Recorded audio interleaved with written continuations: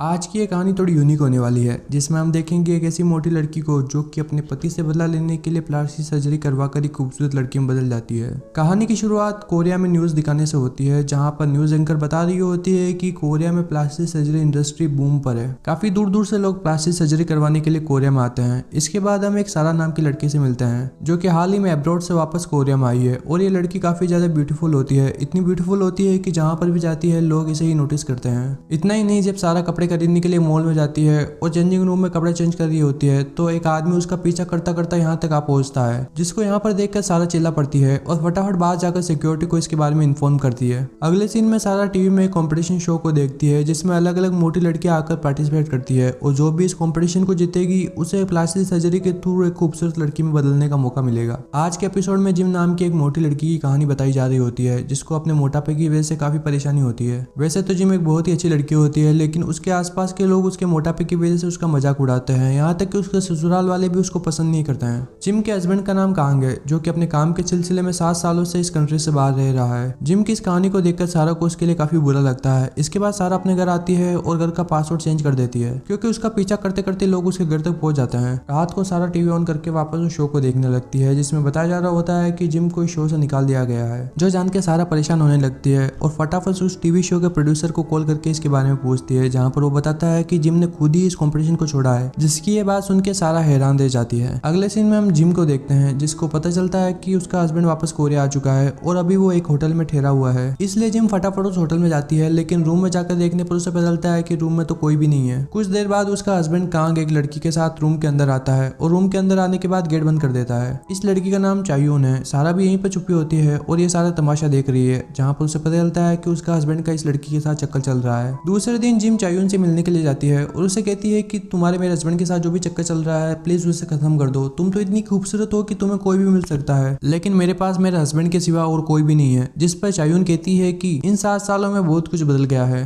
तुम्हारा पति कांग एक बड़ी कंपनी का प्रेसिडेंट बन चुका है और तुम उसे डिजर्व नहीं करती हो। इतना कहकर वहां से चल देती है। जिम भी उसके पीछे पीछे आती है और उसका हाथ पकड़कर उससे रिक्वेस्ट कर रही होती है कि प्लीज मेरे पति को जाने दो। गलती से चायून यहाँ पर गिर जाती है और उसके पैर में चोट लगती है। जिम उसको फटाफट हॉस्पिटल में लेके आती है, जहाँ पर पुलिस वाले जिम को परेशान कर रहे होते हैं, क्योंकि चायून ने पुलिस वालों को बताया होता है कि इसी लड़की की वजह से मुझे चोट लगी थी। तभी वहाँ पर जिम का पति कांग आता है और उसको पुलिस से बचाने में उसकी हेल्प करता है। फिर वो कहता है कि ये लास्ट टाइम है कि मैं तुम्हारी हेल्प कर रहा हूँ, इसके बाद मुझसे और कोई उम्मीद मत रखना। जिम जब अपने घर पहुंचती है तो उसको पता चलता है कि उसकी सास और ननद को पहले से ही पता था कि कांग का एक अफेयर चल रहा है। जिम उनसे पूछती है कि तो आपने मुझे बताया क्यों नहीं, जिस पर उसकी सास कहती है कि क्योंकि तुम मेरे बेटे को डिजर्व ही नहीं करती हो, तुम्हारी जोड़ी जमती नहीं है। उनकी ये बातें सुनकर जिम वहीं पर रो देती है। फिर हम देखते हैं कि सारा एक आर्टिकल में जिम की ये सारी स्टोरी पढ़ रही होती है और उसकी ये कहानी जान के सारा की भी आंखों में आंसू आ जाते हैं। एक दिन सारा को एक नोट मिलता है, जिसमें लिखा होता है कि अगर तुम जिम के बारे में और भी जानना चाहती हो तुम मुझसे चर्च में आके मिलो। इसलिए सारा फटाफट चर्च में जाती है, जहाँ पर उसे एक औरत मिलती है जो कि बताती है कि जिम डिप्रेस थी, इसलिए उसने सुसाइड कर ली। उस औरत से थोड़ी बहुत बातें करने के बाद सारा वापस अपने घर जा रही होती है, लेकिन रास्ते में एक आदमी उसके सर पर डंडा मारकर उसको बेहोश कर देता है और हम देखते हैं कि ये आदमी और कोई नहीं वही है जो कि चेंजिंग रूम में घुस आया था। सारा की जब आंख खुलती है तो वो अपने आप को एक कार में देखती है, जिसको वो आदमी चला रहा होता है। सिग्नल आते ही कार रुकती है तो सारा मौका देखकर कार से भाग निकलती है। वो आदमी भी सारा का पीछा करता है। आगे जाके वो आदमी सारा को पकड़ तो लेता है, लेकिन सारा भी उसका हाथ मोड़कर उसको वहीं पर पटकने देती है और पूछती है कि मुझसे क्या चाहते हो। वो आदमी अपने आप को सरेंडर करता है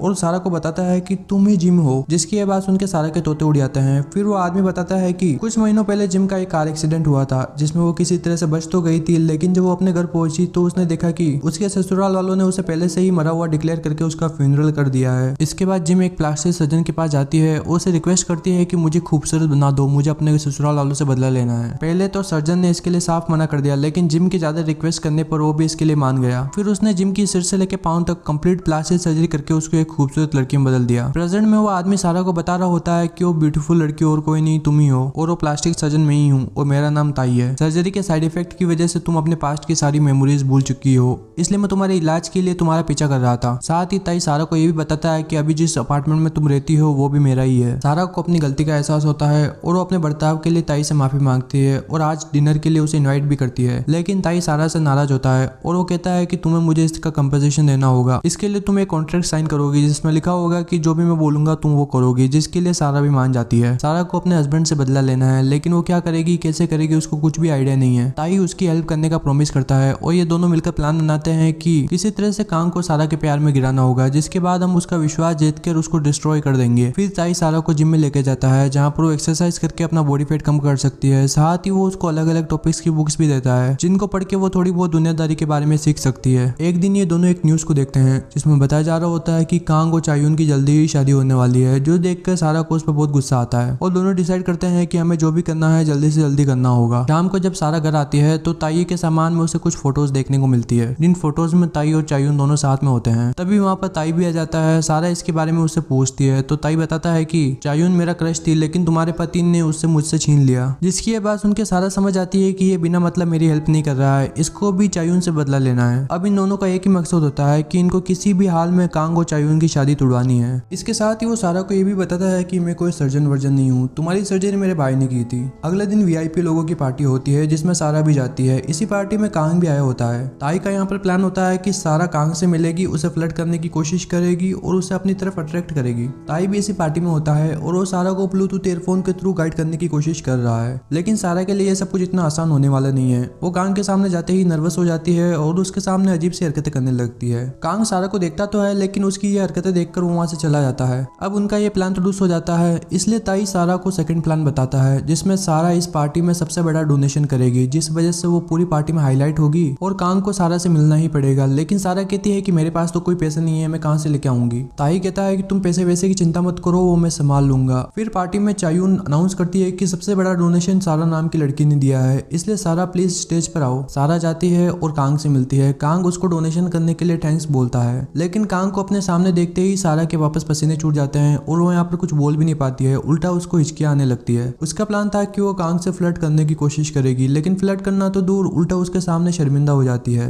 बीच में चायून आकर कांग को अपने साथ लेके चली जाती है। घर पर पहुंचते ही ताई सारा पर चिल्लाने लगता है कि इतना अच्छा मौका था कांग को फंसाने का और तुमने वो भी गवा दिया। तुम अपने हस्बैंड के लिए कुछ ज्यादा ही सॉफ्ट हो, इसलिए उसने तुम्हें छोड़ दिया था। बाद में वो सारा से कहता है कि अगली बार तुम्हें कांग से अकेले में मिलना पड़ेगा, अगर चायून आसपास होगी तो वो तुम्हारे लिए तकलीफें खड़ी करेगी। अब तुम बताओ कि वो अकेला कब रहता है, जिस पर सारा कहती है कि वो हर बुधवार को फिशिंग करने के लिए अकेला ही जाता है। इसलिए दूसरे ही दिन सारा कांग के आने से पहले ही फिशिंग करने के लिए पहुंच जाती है। कांग आता है और वो यहाँ पर सारा को नोटिस करता है, लेकिन सारा को तो फिशिंग करना आता नहीं है, इसलिए वो कांटे के साथ टाइम पास कर रही होती है। कांग उसके पास आता है और उसका हाथ पकड़कर उससे फिशिंग करना सिखाता है। ताई भी यहीं पर होता है और इन दोनों को इतना करीब देखकर वो भी बहुत खुश है। सारा यहाँ पर कांग की दादी का ब्रेसलेट नोटिस करती है। बातों ही बातों में वो कांग से इसके बारे में पूछती है। कांग बताता है कि ये मेरी दादी का है जो कि थोड़े दिन पहले ही मर चुकी है। जो सुन के सारा को बहुत दुख होता है और उसको दादी के साथ बिताए हुए अच्छे अच्छे पल याद आने लगते हैं, क्योंकि पूरे घर में सिर्फ दादी ही थी जिनका बर्ताव सारा के लिए अच्छा था। प्रेजेंट में जब सारा कांग को ब्रेसलेट दे रही होती है तो गलती से उसके हाथ से वो नदी में गिर जाता है, जिसको लेने के लिए वो नदी में कूद जाती है। उसकी ये सारी हरकतें ताई भी वहीं पे खड़ा होकर देख रहा होता है और सोचता है कि ये लड़की कर क्या रही है। कांग उससे पूछता है कि तुम इसके लिए नदी में क्यों कूद गई, जिस पर सारा बताती है कि मेरी भी एक दादी है जो कि मेरे लिए काफी स्पेशल है। उसकी इन बातों से कांग उससे इंप्रेस होता है और वो सारा से अगली बार मिलने के लिए कहता है। सारा स्माइल करती है और इन दोनों को स्माइल करता हुआ देखकर ताई भी बहुत खुश है। घर जाके सारा और ताई अपना फर्स्ट स्टेप पूरा होने की खुशी में जश्न मना रहे होते हैं। अब ताई का दूसरा प्लान होता है कि नेक्स्ट टाइम सारा कांग से अकेले में मिलेगी और उसे सेड्यूस करने की कोशिश करेगी, फिजिकल कॉन्टेक्ट बनाएगी ताकि उसका स्कैंडल बन सके और कांग बदनाम हो सके। लेकिन उसका यह प्लान सारा को गलत लगता है। पूछने पर सारा बताती है कि मैं नहीं चाहती हूँ कि कांग के साथ कुछ ज्यादा गलत हो जाए, क्योंकि वो अब भी कांग से प्यार करती है और सोचती है कि वो वापस कांग से शादी करेगी। अब उसकी ये बात सुन के ताई का दिमाग खराब और वो कहता है कि ये सब कुछ क्या मैं हलवा बनाने के लिए कर रहा हूँ। तभी ताई को उसके भाई जीहून का कॉल आता है जो कि बताता है कि मैं वापस कोरिया आ रहा हूँ। जो बात सुन के ताई परेशान लग रहा होता है और फटाफट अपने घर जाके सारा का सामान समेटने लगता है और सारा को बताता है कि ये घर मेरे भाई का है, अब तुम यहाँ पर रह नहीं सकती हो। फिर वो सारा को कांग के ही पास के अपार्टमेंट में शिफ्ट करवा देता है। अगले दिन कांग के मॉम डैड एक चैरिटी प्रोग्राम में सिंगिंग कर रहे होते हैं जहाँ पर पियानोइस्ट की तबीयत खराब हो जाती है, जिस वजह से सारा को उसकी जगह लेनी पड़ती है, जहाँ पर सारा काफी अच्छा पियानो बजाती है और सभी को इम्प्रेस कर देती है। कांग के पेरेंट्स भी सारा से काफी ज्यादा इम्प्रेस होते हैं और उसे अपनी परफॉर्मेंस बजाने के लिए थैंक्स बोलते हैं। रात को सारा कांग की फैमिली को इम्प्रेस करने के लिए उनके लिए एक राइस केक बना के लेके जाती है। कांग के पेरेंट्स को सारा काफी अच्छी लगती है। कांग की बहन भी सारा से काफी इम्प्रेस है क्योंकि सारा काफी ब्यूटीफुल होती है। जब कांग को पता चलता है कि सारा उसके पास वाले अपार्टमेंट में शिफ्ट हो गई है तो वो फटाफट सारा के घर पहुंच जाता है। दोनों बात कर रहे होते हैं, तभी बीच में चायून का कॉल आता है जिसे कांग इग्नोर कर देता है। अगले सीन में कांग सारा को पार्क में मिलने के लिए बुलाता है और कहता है कि मुझे तुम्हारे साथ टाइम स्पेंड करना काफी अच्छा लगता है। इन दोनों को साथ में चायून भी देख लेती है और उसकी जल जाती है। यह सारा तामझाम ताई भी वहीं पर खड़ा होकर देख रहा होता है। घर पहुंचकर ताई सारा को बताता है कि चायून ने तुम दोनों को साथ में देख लिया है, लेकिन मैं जहाँ तक चायून को जानता हूँ वो इस बात का तमाशा नहीं बनाएगी क्योंकि वो किसी भी हाल में कांग को पाना चाहती है। जो सुनकर सारा डिसाइड करती है कि उसको जल्दी से जल्दी कांग को अपनी तरफ अट्रैक्ट करना होगा। इसके लिए उसको नए कपड़ों की जरूरत पड़ेगी, इसलिए वो ताई से कुछ पैसे उधार मांगती है, लेकिन ताई कहता है कि हमने पहले से ही बहुत खर्चा कर दिया है। इसलिए सारा अपनी वेडिंग रिंग बेचने का डिसाइड करती है। अगले दिन जब वो अपनी रिंग बेच रही होती है तो ताई उसे कहता है कि तुम्हें एक रात कांग के साथ स्पेंड करनी चाहिए, जो सुनकर सारा एक्साइट हो जाती है और जोर जोर से इसके बारे में बातें करने लगती है, जिसकी ये बातें सुनकर ताई वहाँ पर शर्मिंदा हो जाता है। उसी रात सारा अपने घर पर योगा कर रही होती है, लेकिन एक आसन करने में उसको डिफिकल्टीज आ रही होती है, इसलिए वो ताई से हेल्प मांगती है। ताई उसकी हेल्प तो करता है, लेकिन सारा को अपने इतना करीब देखकर ताई का दिल धक धक करने लगता है और वो सारा की तरफ अट्रैक्ट हो रहा होता है। किसी तरह से वो अपने आप को कंट्रोल तो करता है, लेकिन कर नहीं पाता और फटाफट अपने रूम में भाग जाता है। और रूम में जाकर वो सोचता है कि उसे क्या हो रहा है, उसे किसी भी हाल में सारा के साथ प्यार नहीं होना चाहिए। वेल, आज के लिए इतना ही। इसकी बची हुई कहानी हम सेकंड पार्ट में कवर करने वाले हैं। अगर आपको सेकंड पार्ट जल्दी से जल्दी चाहिए तो इस वीडियो पर 20 कमेंट का टारगेट रखता हूँ। अगर 20 कमेंट हो गए तो मैं कल ही इसका सेकंड पार्ट अपलोड कर दूंगा। तब तक चैनल को सब्सक्राइब करके बेल आइकन ऑन कर लो, ताकि सेकंड पार्ट अपलोड होते ही आपको नोटिफिकेशन मिल जाए और आप तुरंत सेकंड पार्ट को देख सके। मिलते हैं अगले वीडियो में। Thank you.